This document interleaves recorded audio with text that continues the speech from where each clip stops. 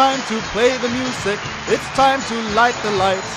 It's time to get things started in a Muppet month tonight. You heard that right, everybody. It's Muppet month on Fiction Addiction.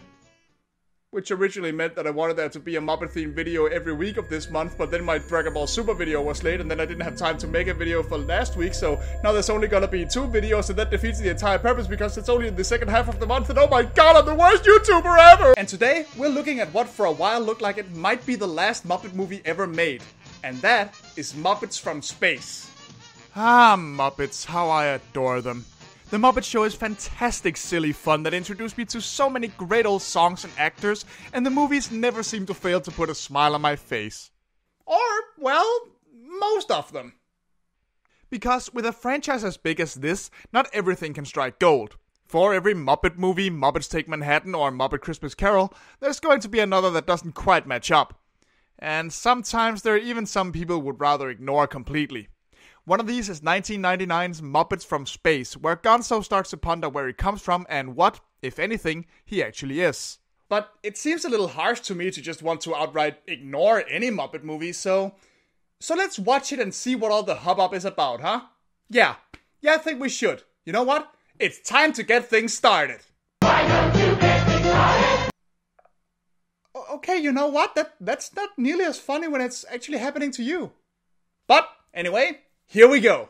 Once we get past this unreasonably epic title screen, we zoom in on Earth during a thunderstorm, which quickly turns out to be a dream Gonzo is having about not being allowed to go on Noah's Ark during the flood. What is your species? What is your favorite color? But, alas, since Gonzo is the only one of his kind, whatever he is, Noah just gives him an umbrella and an identity crisis, and he wakes up in his room at the Muppet House. And yes, I said Muppet House because apparently all the Muppets live together in one big house in this movie and are currently on vacation from the theater business. So we get to watch everybody's entire silly morning routine. I do it all for you, ladies. Okay, when was this movie made again? 1999, huh? Wow, yeah, you could definitely have fooled me with that one. Ooh, talk about whole grain and nuts. Yep, sure had no idea this was the 90s. Also, I hope you like listening to Brick House by the Commodores during this scene, cause we're going to be listening to a lot of 70s funk in this movie. Like, a lot. Oh, wait, we forgot one cameo. Let's throw it in while Piggy runs off for a new job at a TV station. Hi, Statler and Waldorf. Is breakfast over? No, why? Because I think the bacon just ran out. Bye, Statler and Waldorf! Even through all of these antics, Gonzo is starting to realize just how alone he actually feels. Right until weird things start happening around him.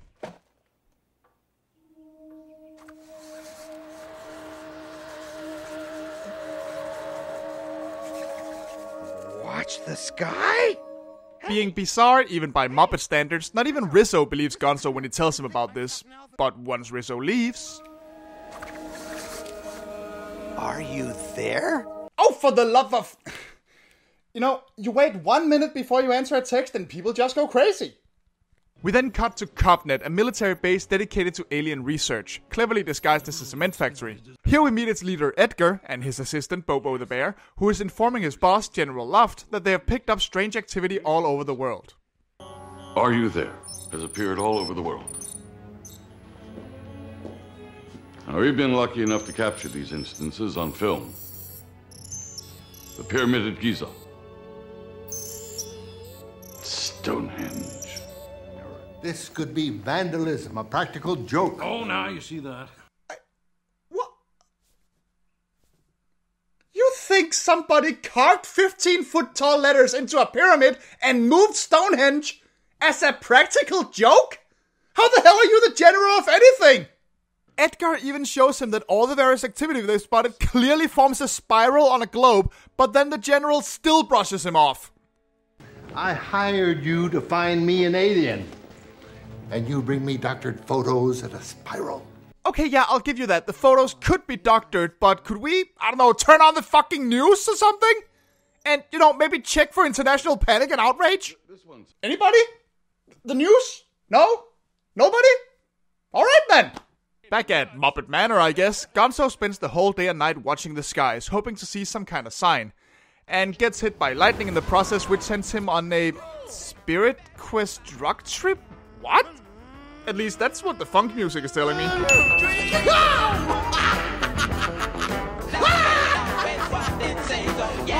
Here he has a conversation with a pair of space fish. Oh god, this movie recap is starting to sound like the diary of a serial killer. We are cosmic knowledge fish. Well, you're definitely way too comprehensible to be babblefish, so sure, I'll buy that. The fish tell Gonzo that his people are looking for him, and that he should mow a message for them in the Muppet lawn. Gonzo happily complies, with more 70s funk of course, and slays some pussy in the process. I would apologize for that pretty gross joke, but it gets worse. Gonzo's efforts don't go unnoticed, however. Who did this? Pepe and Rizzo, ever the pranksters, take advantage of poor Gonzo's situation by pretending to be the alien messengers in order to trick him into building a jacuzzi. Which, gotta give some credit, he then actually does, and decides to hold a huge welcoming party for his alien brethren, who don't show up, much to his dismay. I wonder if there really is life on other planets. What do you care? You don't have a life on this planet. Oh! Yeah. Good one, guys. It's real funny. Gonzo, still being desperate, eventually goes to Bunsen and Beaker for help. While this goes predictably for Beaker, Gonzo picks up a signal from the UFO program the guys are watching on TV upstairs. And so he heads for the studio address thinking it's a message from his people. If you have had contact with an alien, or if you are an alien and want to tell your story, write to us. Also, I know we're watching a UFO show here, but can we pause for a moment? What the fuck is going on here? What are we looking at? It looks like that episode of South Park where Randy gives himself ball cancer.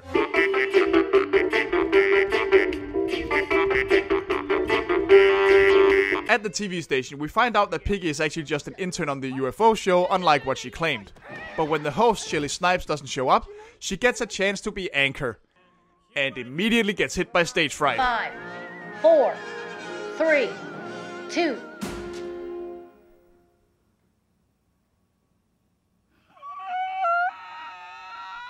Hey, look, it's Piggy's new show.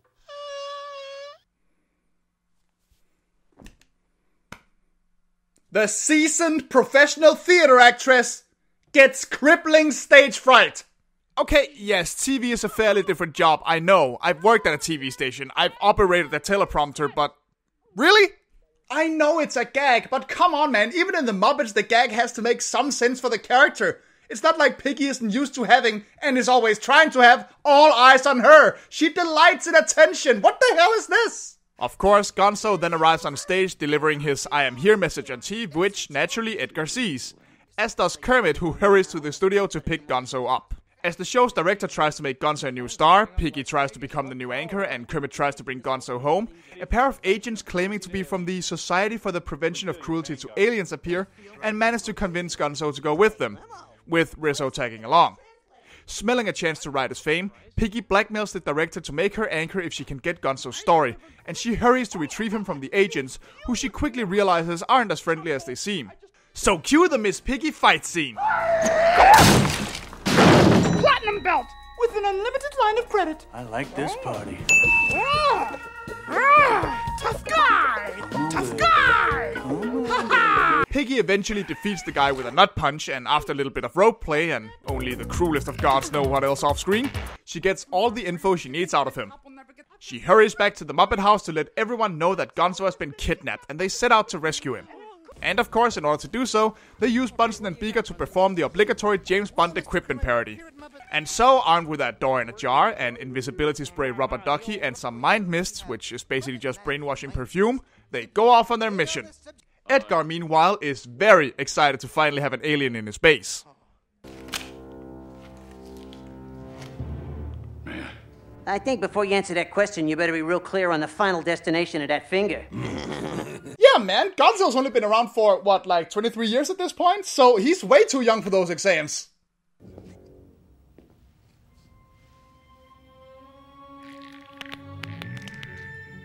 Oh, thanks.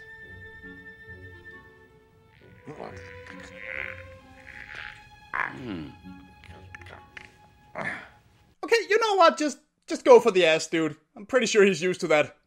No nostrils. How do you smell? Awful. Trust me, I'm his roommate. Oh! That's a killer. Somehow this innocent little joke sends Edgar into a total tantrum as he doesn't like being laughed at, and he rants a bit about feeling alone in the world. And since they've pissed him off now, he calls in Hulk frickin' Hogan to drag Rizzo away to the lab. This is for all my NWIs out there. I will continue to dominate wrestling. I will continue to make your back crack, your knees freeze, and your liver quiver. At least until the day I flash my ass and talk smack about blacks. Hey, where you going with my friend? Hollywood, what are your fans gonna think? Hey, what you gonna do? I'm a bad guy now. So, yeah, things are looking pretty bad. Gonzo's captured and Rizzo is in lab rat hell being tortured by a scientist in a series of very unfunny experiments. And some more 70s funk. I'm gonna hurt! Bobo, being too sweet a guy to really be a villain, gives Gonzo a sandwich and wanders off to get him some jalapenos for it. When suddenly, the sandwich starts talking to Gonzo. But you're just a sandwich. No, I'm just channeling my voice through this sandwich in order to deliver this message. Oh, wow, okay, this movie has a lot more in common with Troma's poultry guys than I thought it would. Let's just hope this one has a lot less Lloyd Kaufman testicles. I'm soaring on wings, bright golden brown, on these flightless birds right out of this town. The sandwich tells Gonzo that the aliens will land tonight on the beach, which Bobo overhears just before Gonzo is dragged off to have his brain extracted for research. In the meantime, the rescue mission finally begins. Piggy tries to seduce the guard, but since she's, well, Piggy, she ends up having to use the mind mist to brainwash him in order to let them in. Once inside, they then use the invisibility spray to get by undetected. Which they couldn't just have done to begin with? I mean, that gate is not... Oh, okay, never mind. Unfortunately, Fozzie relieves himself and washes his hands, causing the gang to be spotted by a female guard. Right until Animal chases her off with his fondness for the female population. At which point the invisibility spray stops working altogether. Alrighty, glad we had this pointless invention. La la la la la la la. Wow. I should go change, okay? What? No! Fuck that! Own it, Prawn Princess! And just to make sure we get as many Muppets Tonight characters in here as possible, the surgeon in charge of removing Gonzo's brain turns out to be Dr. Van Neuter. But as Rizzo is in the middle of leading the other lab rats in a jailbreak, he breaks off from the group to go rescue Gonzo while Van Neuter isn't looking. So Rizzo sneaks into the lab and tries to bite through his straps, which looks, Do you mind? Oh, excuse me. Don't let me interrupt your interspecies medical bondage blowjob time. This might be the kinkiest Muppet movie I've ever seen, and I hate every word of that sentence. Kermit, no! The rest of the gang are having a bit of a harder time now that they're not invisible, and decide to disguise themselves as doctors. Doctor? Doctor? Doctor? Oh, doctor. Give me the news, I got a bad case of loving you. Once they get to the lab, everything goes completely nuts as everyone manages to overpower Van Neuter and rescue Gonzo and Rizzo. Just in time for Edgar to present nothing but a smoking lab to General Luft, who fires him on the spot, finally setting Edgar off the deep end. As the Muppet gang tries to escape, they come back across Animal and the security guard, who has now fallen madly in love with him, much to Animal's dismay. I go now. Fine. Go on, go. You're all alike. Animals.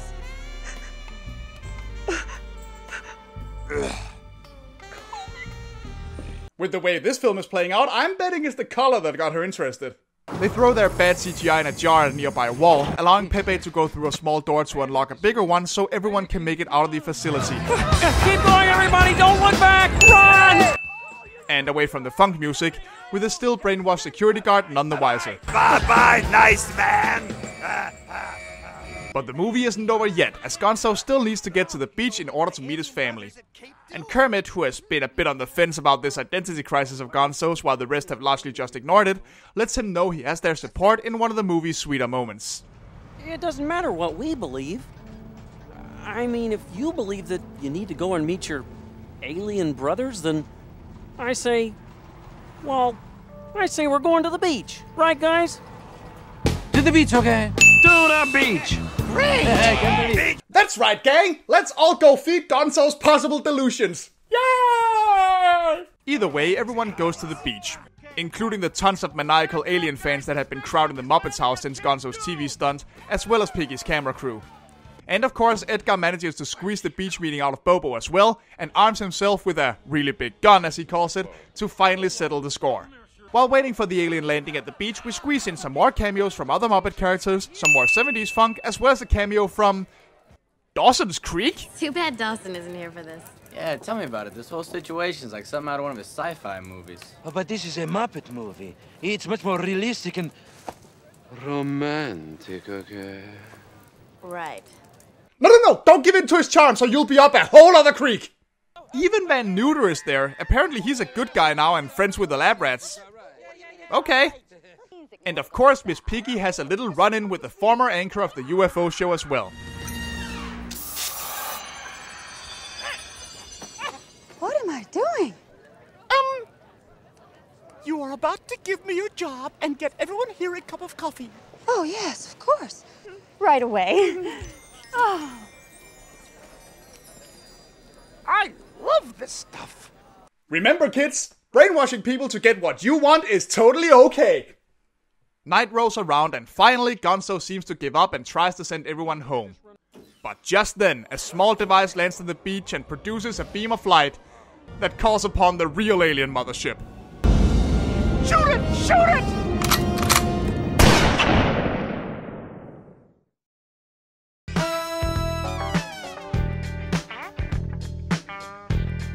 The ship lands and a strange helmeted creature appears.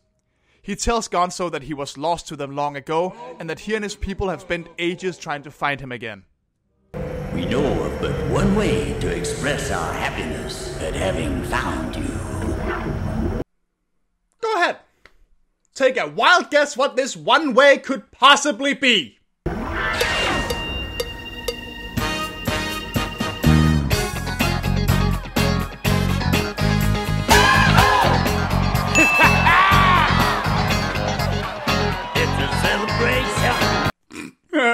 Same the Peagle.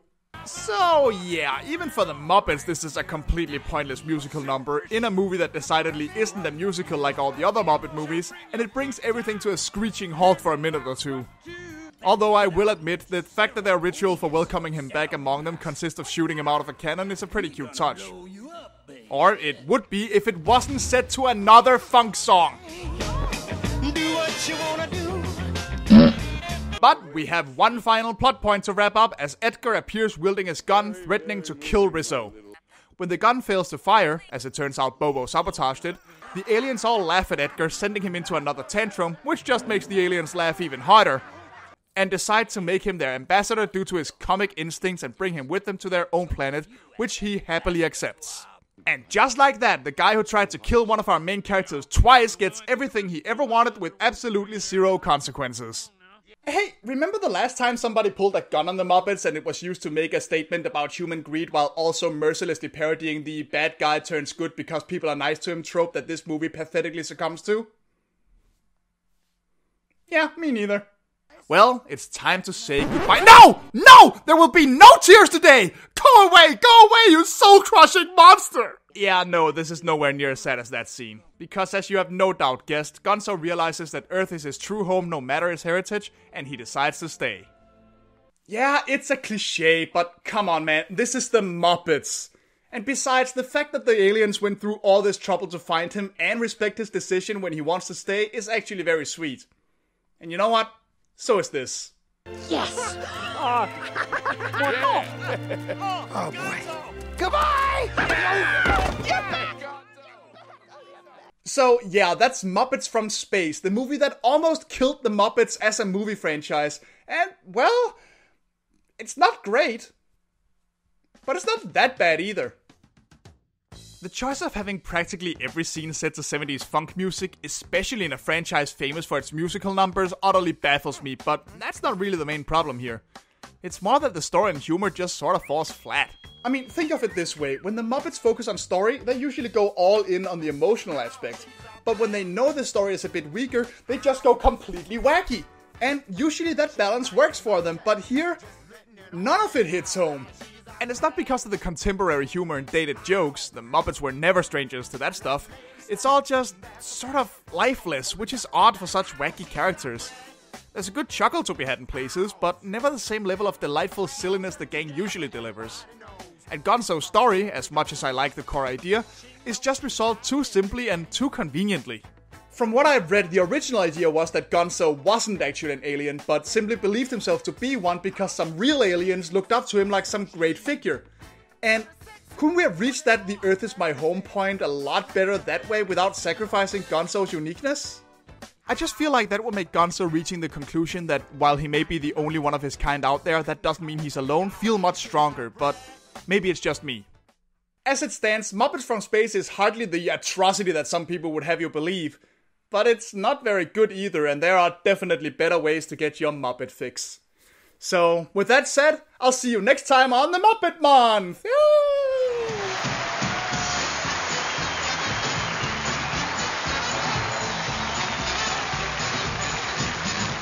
Well, see you next time. Yeah, unless I get lucky and break a leg.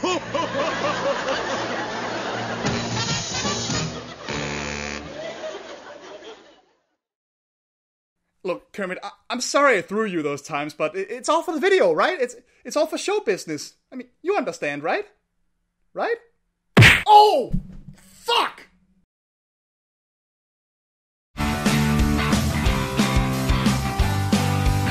Hi-ho, and thanks a bunch for joining me tonight on Muppets from Space. If you liked the video, please press the like button and leave me a comment in the comment section below.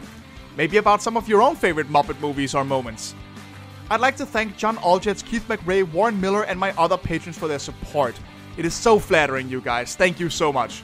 If you'd like to support me as well, there's a link to my Patreon page in the description, where you can also find all of my social media, where you are more than welcome to follow me.